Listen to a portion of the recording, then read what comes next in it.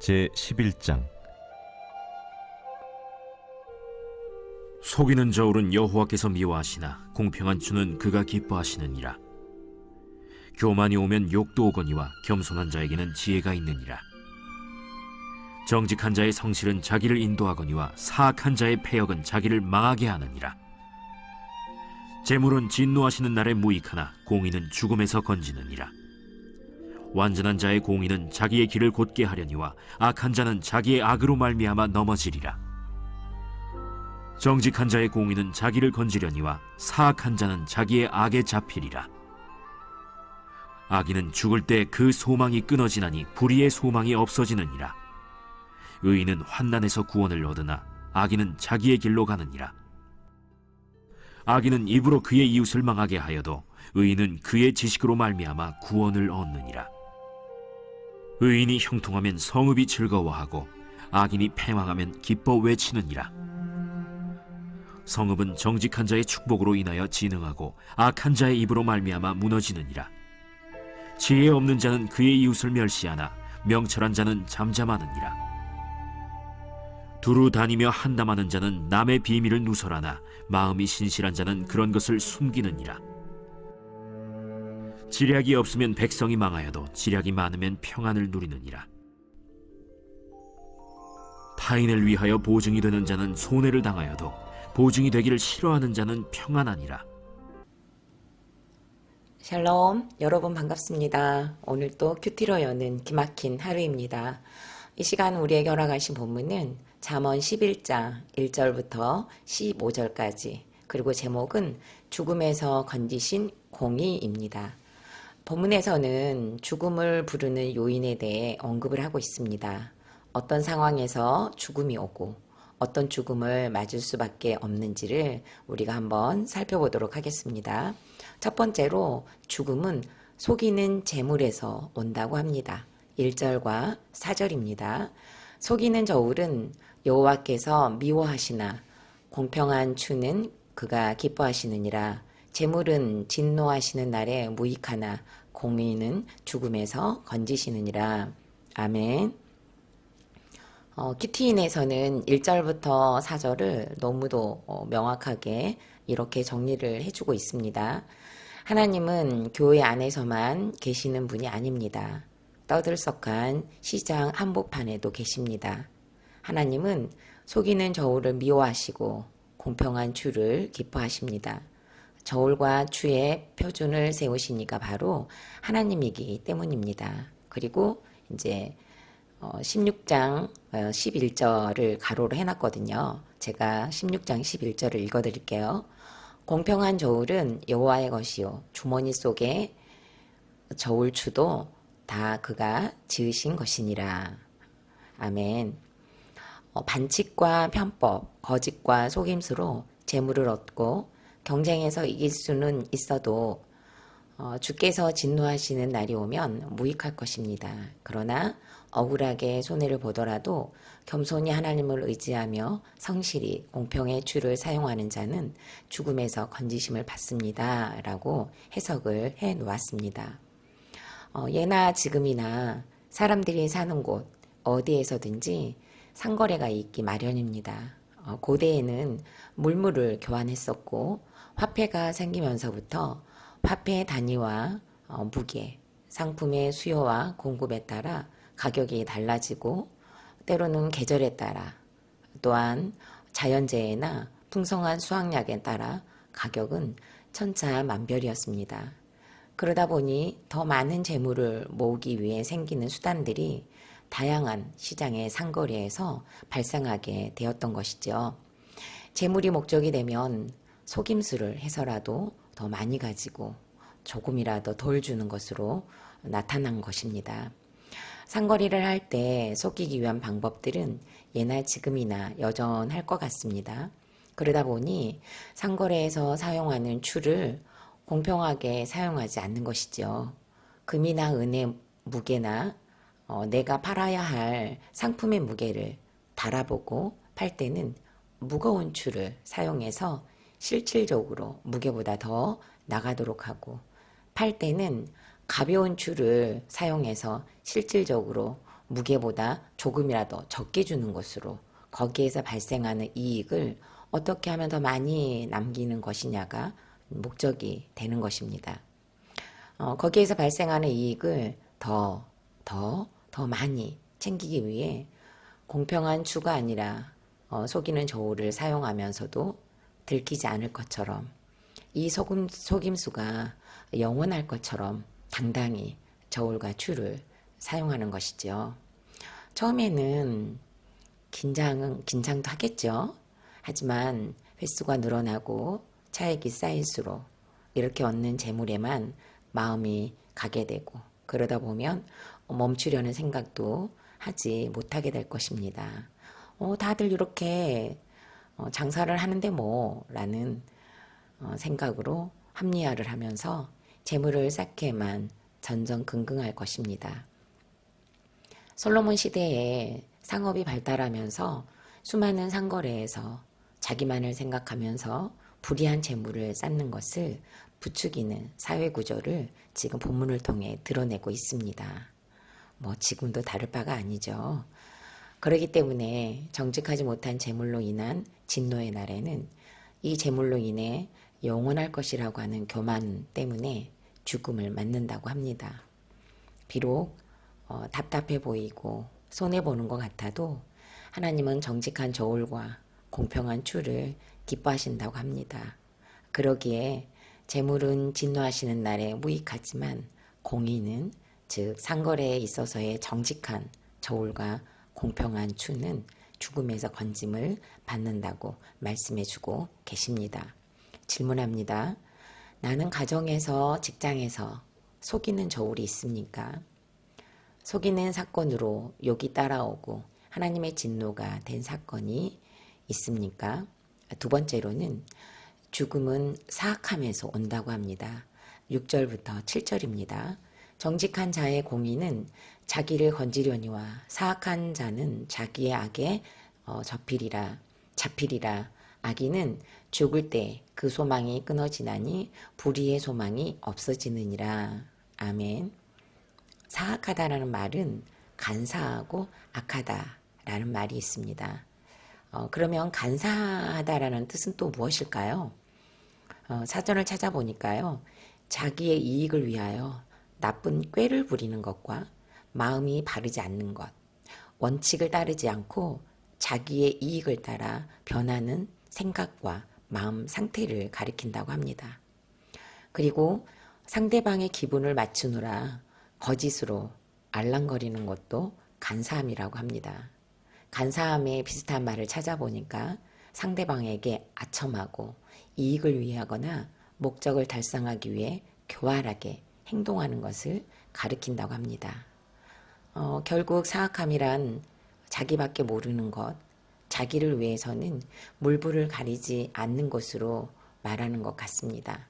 나를 위해서라면 상대가 누구이든지 간에 얼마든지 아첨도 하고 야가 빠지고 잔꾀를 부리는 교활함을 사용해서라도 목적을 이루는 것입니다. 5절과 6절에서 자기의 악이라고 말씀이 있습니다. 여기에서 자기의 악은 욕망을 뜻한다고 합니다.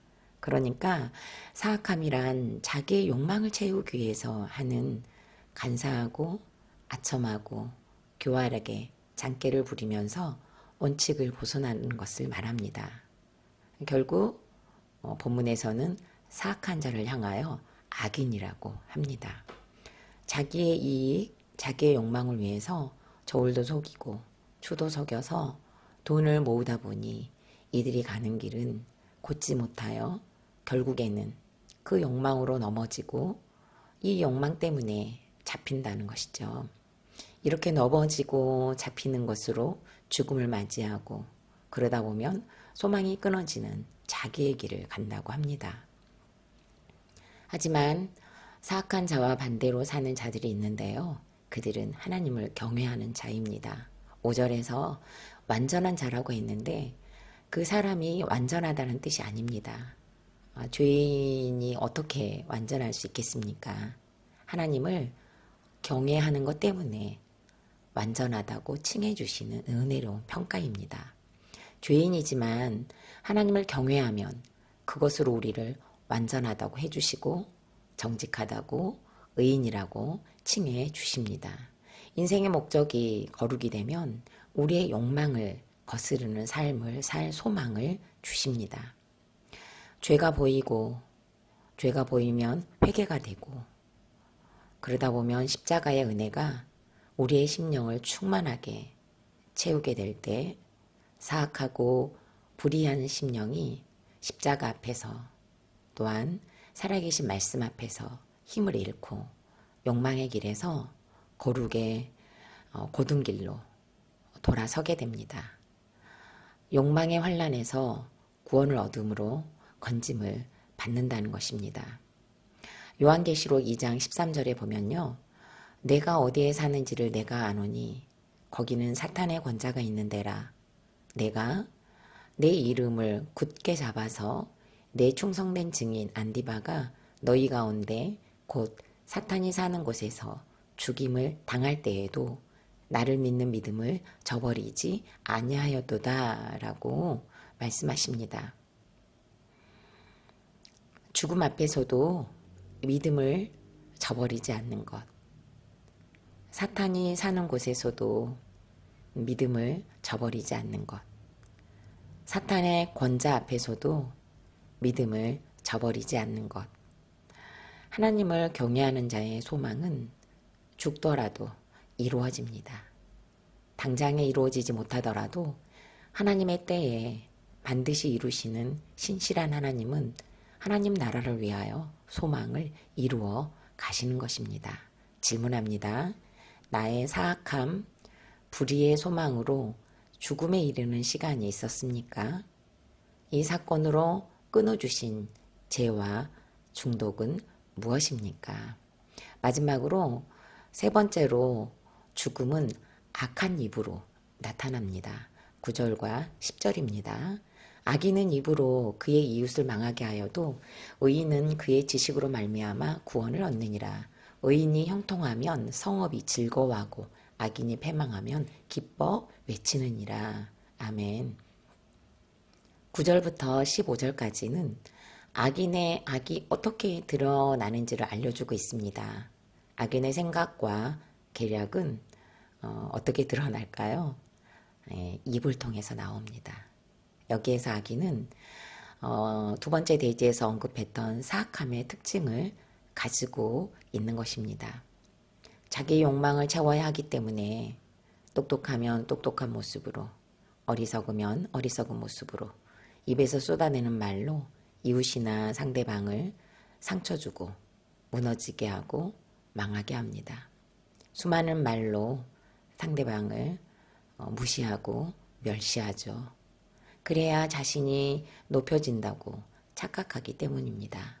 두루다니면서 남의 비밀을 누설하며 헐뜯기도 합니다. 입이 간지러워서 숨겨지지가 않는 것이죠. 말을 들어보면 그 사람의 생각을 알 수 있습니다. 그 사람이 뭘 생각하는지, 어떤 마음을 품고 있는 것인지 말로 드러나기 때문입니다. 어느 때는 상관이 없을 때도 있겠지만 마음이 없는 말이 나오기는 쉽지 않겠죠. 그래서 악인이 패망하면 성읍 사람들이 기뻐한다고 하네요. 그동안 말로써 괴롭힘을 당하고 무시를 당했다면, 또 나의 비밀을 공경연하게 누설하고도 사과 한마디 하지 않았다면, 그가 망했다는 소식이 오면 어깨춤이 올라가고 저절로 환호하게 되는 것이죠. 특히 15절 말씀에서는 타인을 위하여 보증이 되는 자는 손해를 당하여도 보증이 되기를 싫어하는 자는 평안하다라고 했습니다. 타인을 위하여 보증이 되는 자는 왜 손해를 당할까요? 사람이 사람을 어떻게 보증할 수 있겠습니까? 나도 나를 모르는데 보증을 한다는 자체가 교만인 것 같습니다. 입으로 드러난 악인의 모습이 보증하고 어떤 연결이 되었길래 이 말씀을 여기에다 써놓은 것일까요?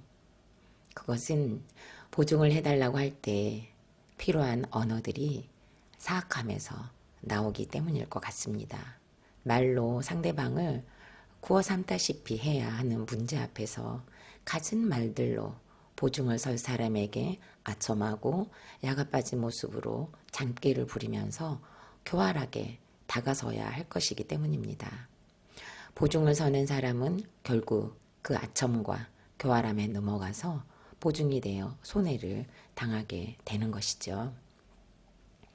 저는 어린 시절 친정아버지께서 연대보증을 서는 바람에 빚더미 안게 되어 일찍 집에서 나와야 했습니다. 이미 아버지는 제가 10살 때부터 외지 생활을 시작하셨고 중간중간 집에서 생활은 하셨지만 농번기철이 아니면 어디서 사실 농촌에서 돈을 벌 수 있겠어요.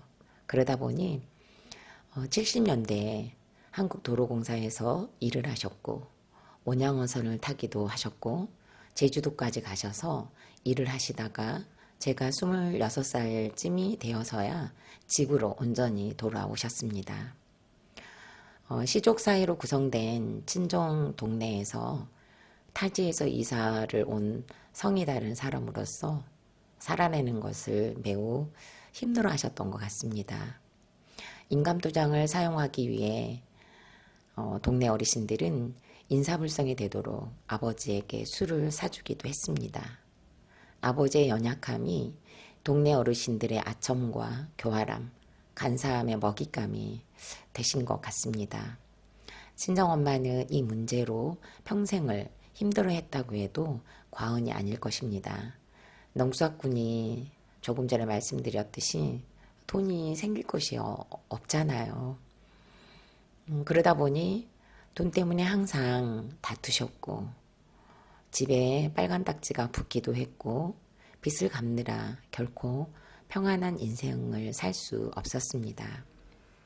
외지 생활을 접고 집에 들어오셔서도 정착하는 것을 굉장히 힘들어하셨던 걸 기억합니다. 나중에 알고 보니 여전히 보증 문제가 다시 시작되고 있었고 그것도 겹겹이 보증이 서 있기도 했었습니다. 다행히 동생들이 가깝게 살고 있어서 그분들을 직접 찾아뵈려고 하면 일부러 만나주지도 않아서 정말 여러 번 시도하고 겨우겨우 만나 해결하는 수고가 있어야 했습니다. 모든 문제가 해결이 되고 난 후 아버지는 교회를 찾으셨습니다. 모태의 신앙이셨지만 교회를 떠나셨던 삶을 청산하시고 어머니와 자녀들의 끊임없는 설득에 교회로 발걸음을 옮기셨고 신앙을 회복하셨습니다. 질문합니다. 보증 문제로 인해 고통을 당했거나 손해를 보았던 사건이 있습니까? 나에게 있어서 평안을 누리지 못하는 것은 무엇인가요? 오늘 나의 입에서 나오는 말들이 악에서 떠나 거룩을 향하기를 소망하며 기도하시기 바랍니다. 마지막으로 5월 22일 보석상자입니다. 돈과 체면을 움켜쥐어도 주님이 떠나시면 최대의 불행이고 가난과 폭력으로 힘들어도 주님을 붙잡으면 최대의 행복입니다. 그러므로 오늘 사나운 폭력과 술과 음란으로 고통당하고 괴로워하는 우리에게도 소망이 있습니다. 아멘. 다 함께 기도드리겠습니다. 죽음과도 같은 사망의 음침한 골짜기를 거니는 환경에서 우리를 버려두지 않으시고 건지신 하나님을 찬송합니다. 믿는 자로서 일상생활에서 벌어지고 있는 상거래에서도 하나님은 정직하기를 바라십니다. 재물을 얻고 탐하느라 속이는 저울과 공평치 못한 추를 사용하는 악에서 떠나 비록 손해를 입더라도 정직하여 공의로 건지시는 하나님을 만나게 하여 주옵소서. 우리의 욕망을 쫓아 간사하고 교활하게 사는 사악한 우리를 불쌍히 여기셔서 인생의 목적이 거룩이라고 말씀해 주셨으니 환난의 날에 구원을 얻고 악한 모습은 패망하는 것으로 찾아오셔서라도 살려 주시옵소서. 우리의 입을 악에서 떠나게 하사 거룩한 입술이 되어 구원을 이루고 십자가를 드러내는 것으로 건지시옵소서.